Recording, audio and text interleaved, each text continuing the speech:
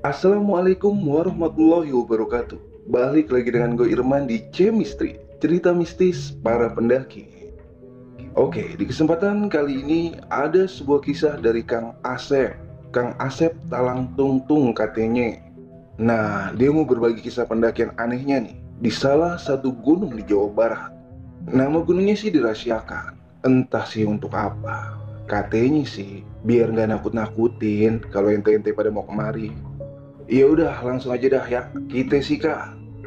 Tapi seperti biasa sebelum kita masuk ke ceritanya, jangan lupa like, comment, and share video ini. Dan buat yang belum bergabung, kalian bisa klik tombol subscribe. Nyalain juga lonceng notifikasinya agar kalian nggak ketinggalan cerita-cerita selanjutnya.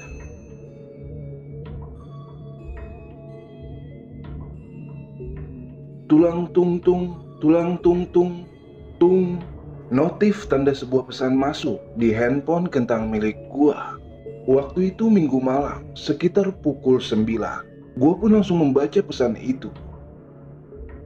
Sep, isu kue duaan muncak teh. Kurang nyobaan jalur anyar teh ya. Sebuah ajakan mompa otot betis nih dari teman lama gua yang dulu sempat pindah sekolah karena jarak rumahnya yang jauh dari sekolahnya. Besok Senin cuy. Waktunya mulung bukan muncak. Mulung apaan? Kan sekolahnya masuknya minggu depan, Sep. Mulung kentang. Kentang digali coy, bukan dipulung. Oh iya, lupa gua. Dan karena kasihan, sudah di PHP-in sama temennya. Ya udah deh, gue sanggupin. Meskipun agak males sih sebenarnya. Lagian udah lama juga gue belum ngador. Ya udah gue anter. Lu bawa tenda ya? Gak punya gua. Ya udah kalau gitu lu bawa kartu pelajar aja dah ya buat jaminan. Jaminan apaan pak? Saya nggak pernah ngutang sama bapak. Jaminan buat sewa tenda tolong. Jam berapa lu mau ke rumah gua? Ya jam 8-an lah. Dan kemudian setelah berbalas chat, kala itu gue pun langsung packing alat-alat yang gue punya. Nggak lupa juga gue pun minta izin sama orang tua. Walaupun sedikit agak sulit, akhirnya orang tua gue pun mengizinkan untuk gue muncak. Sampai keesokan harinya, Senin pagi, yang seharusnya sang fajar mulai menampakkan kegagahannya, kini terhalang oleh tebalnya kabut, serta diiringi gerimis hujan yang seakan-akan menandakan bahwa pendakian ini harus ditunda. Waktu pun terus berjalan, beriringan dengan turunnya hujan yang sekarang kian melebat. Seketika saat itu gue pun langsung malas buat keluar rumah. Tapi gak enak juga sih, karena sudah janji sama teman gue itu. Dan sekitar pukul setengah 11 siang, akhirnya hujan pun reda dan cuaca mulai panas saat itu. Gue pun langsung menancap gas ke rumah teman gue itu. Singkat cerita, sampailah gue di rumah si Putra sekitar pukul setengah 12 siang. Lama amat lu, nyeletuk si Putra. Orang mah kalau baru datang mah ditawarin kopi atuh, malah dibacotin kayak gini. Yaudah duduk dulu. Kopinya? Gak ada. Sadis amat Untung lu temen gua. Hujan coy, sekalian ritual. Ritual apaan? Ngising. You know ngising? Yes, this is asing-asing. Anjing kasar. Lu yang kasar. Lu. Kalian teh mau muncak atau mau sidang menteri? Emaknya si Putra ikut nimbrung dari arah belakang. Alat-alat gimana? Aman, tinggal bawa gasolin. Maneh mau bikin acara bakar rumah mantan di puncak? Lain koplok, buat kompor. Kompornya harus dipancing, Sep. Pancing. Pala lu gue bikin umpan kucing. Kemudian, setelah ngobrol gak jelas, kami pun pamitan sama emaknya si Putra, lalu langsung on the way. Di perjalanan kami pun mampir dulu di sebuah minimarket untuk menambah logistik yang kurang. Dan di sini si Putra mulai berulah. Sep, lu yang bayar dulu ya sekalian sama Jarcok. Nanti gue ganti. Sehabis bayar pajak yang gue beli, maksudnya logistik, kami pun langsung menancap gas menuju base camp tersebut. Dan singkat cerita, sampailah kami di base camp kurang lebih sekitar pukul setengah 3 sore. Dan ternyata di sana sepi, Hanya ada 3 orang yang ada di sana. Itu pun juga penjaga base camp tersebut. Di sana kami pun langsung mengisi simaksi. Dan ternyata juga tidak ada yang naik hari ini. Kemudian kami pun prepare, packing ulang semuanya, dan langsung diarahkan oleh penjaga base camp tersebut. Bismillah, kami pun mulai berangkat menyusuri hutan pinus, lalu disambung oleh sebuah perkebunan milik warga setempat. Dan di sana tak ada satupun kami temukan orang yang lewat ataupun para petani kebun yang sedang beraktivitas di ladangnya. Hingga pada akhirnya sampailah kami di sebuah pintu masuk hutan rimba. Di sana gue pun mulai merasakan hal yang ganjil, di mana sebuah jalur masuk ke dalam hutan yang tadinya terlihat kini hilang dikarenakan tertutup oleh sebuah pohon yang lumayan besar.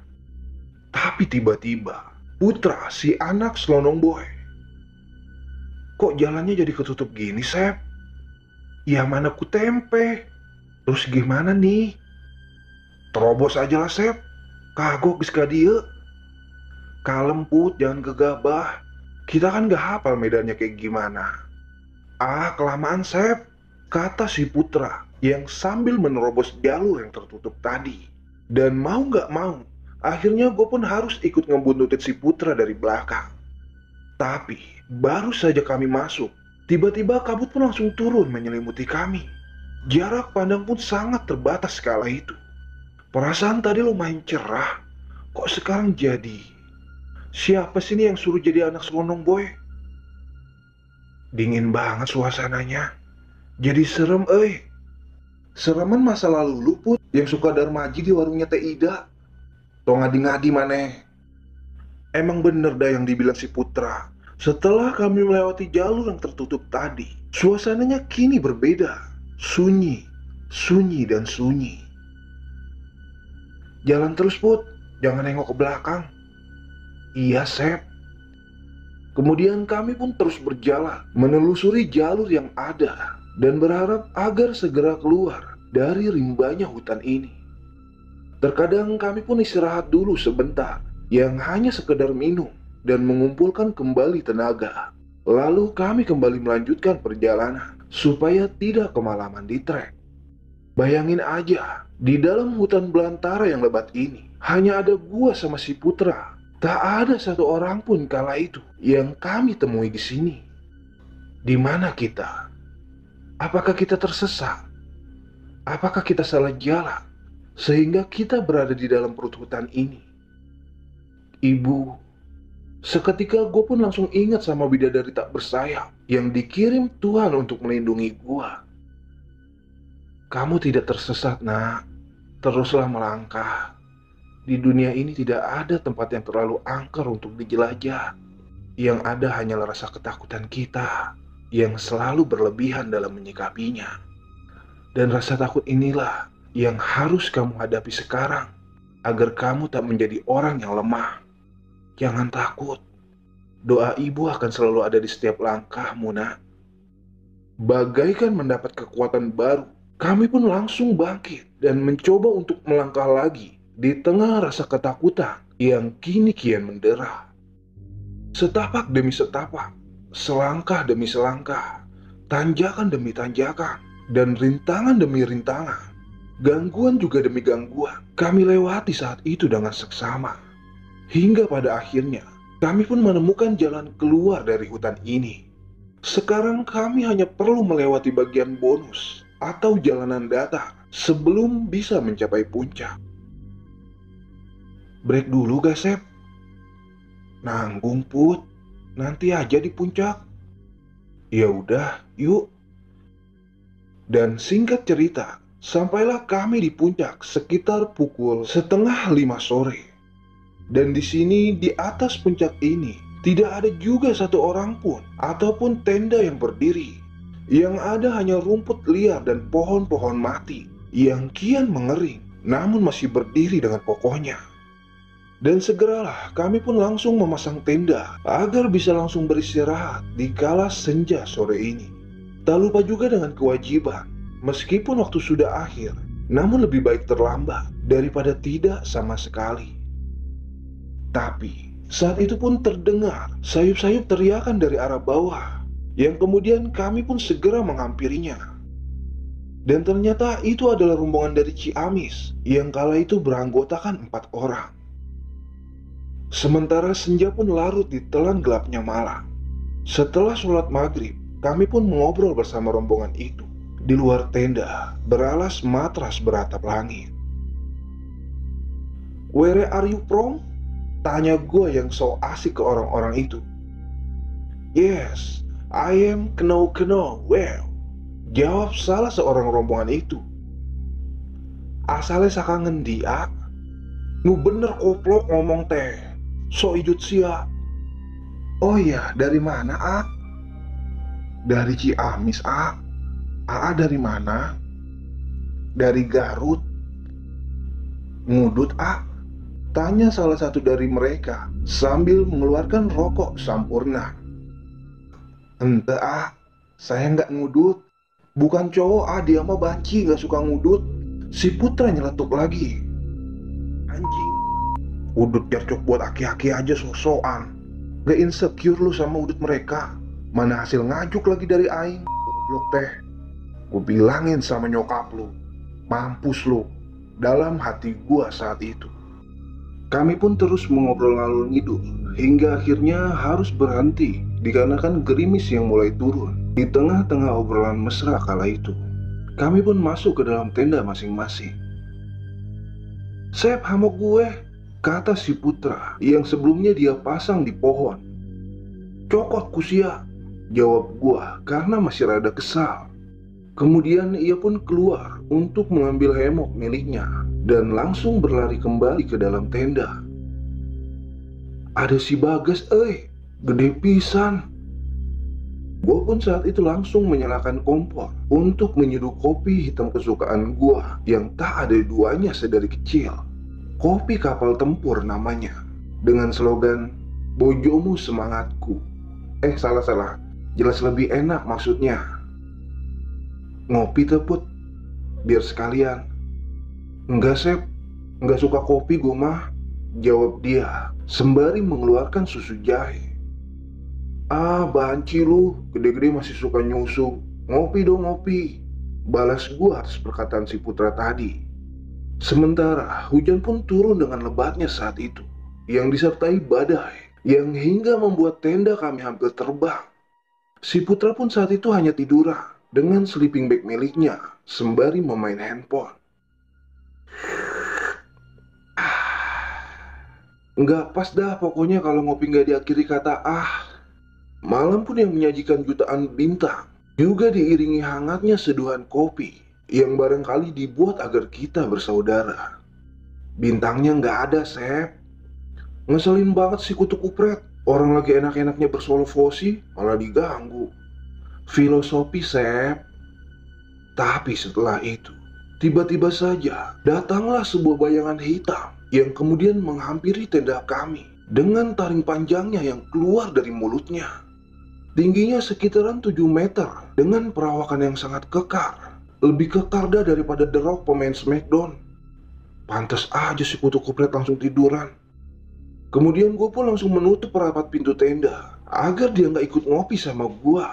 Dan bayangan itu pun terus membesar lalu mendekat ke arah gue, yang terus diiringi langkah kakinya yang sekarang seperti ada di sebelah gue. Dan karena penasaran, gue pun saat itu langsung mengecek keluar tenda. Ciluk, bah. Namun, hanya gelap gulita yang gue lihat saat itu.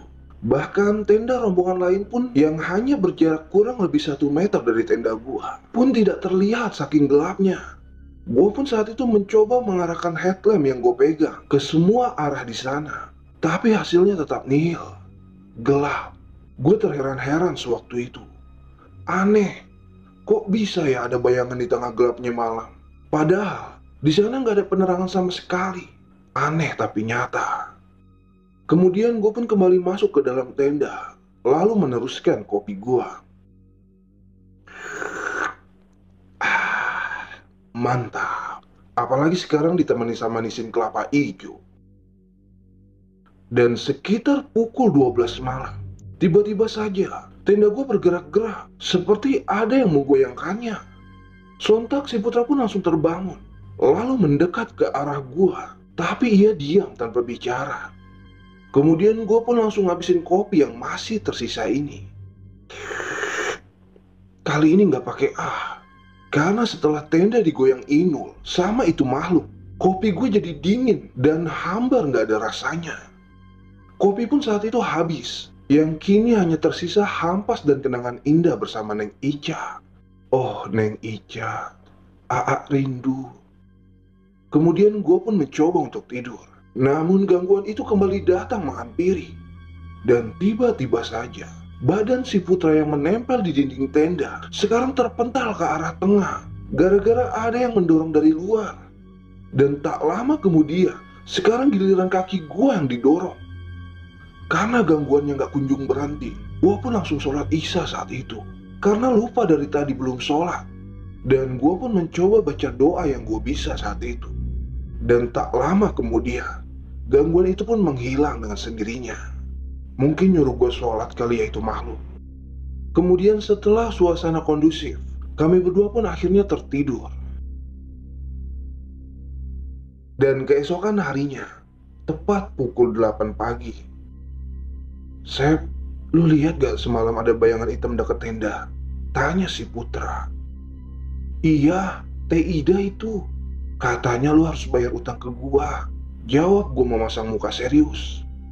Iya, nanti di rumah gue langsung bayar kok. Masih ada kan bonnya di lu?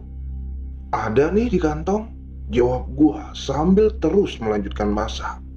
Mampus lu gue kerjain, Put. Masakan pun sudah jadi. Sekarang waktunya makan-makan.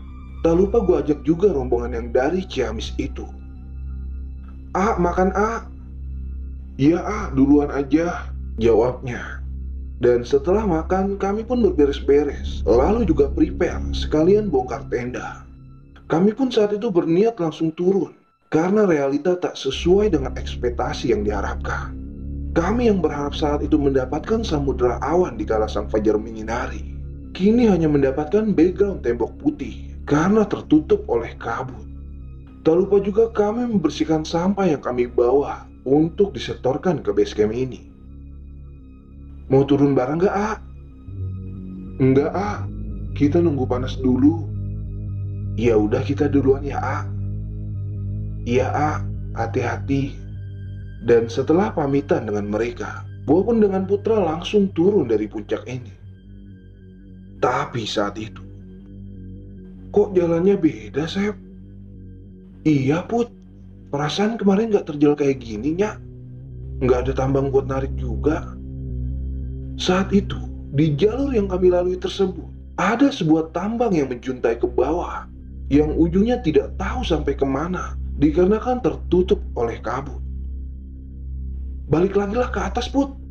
Kemudian kami pun kembali lagi ke atas, sembari mencari tanda biru yang kami lewati hari kemarin.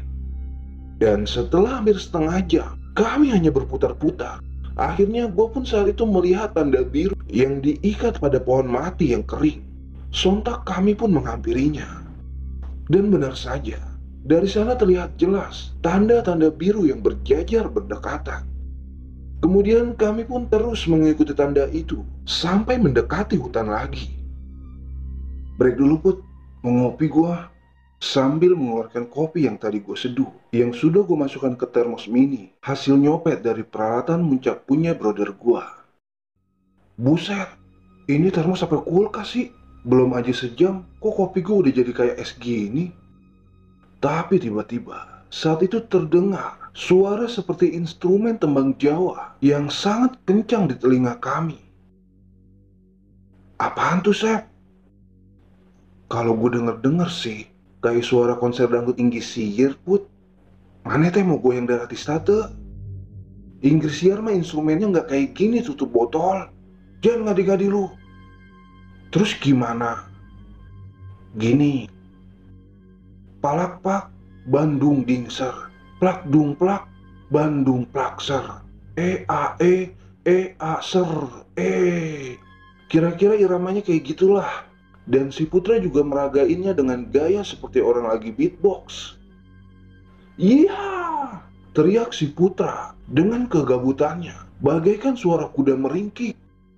Tapi tiba-tiba, suara yang tadi terdengar jauh, kini suara itu semakin jelas terdengar, yang terasa mengiang di telinga kami. "Asep, nyamperkan anjing!" teriak si Putra. "Mau kabur gak, Put?" "Kabur buat apaan, Sep?" "Buat lari dari tempat ini." "Kabur, koplok." "Ya udah, ayo, kabur." Kami berdua pun saat itu langsung lari kocar-kacir. Gedebluk, gubrak, si Putra jatuh saat itu. Dan celahnya pun sedikit bolong sampai pantatnya kelihatan. Dan saat itu kami pun gak peduli dengan apa yang kami injak dan apa yang kami lalui. Yang ada di pikiran kami saat itu hanyalah pulang, rumah, rumah dan rumah. Dan sampai akhirnya tibalah kami di gubuk dekat perkebunan warga. Kemudian kami pun beristirahat di sana.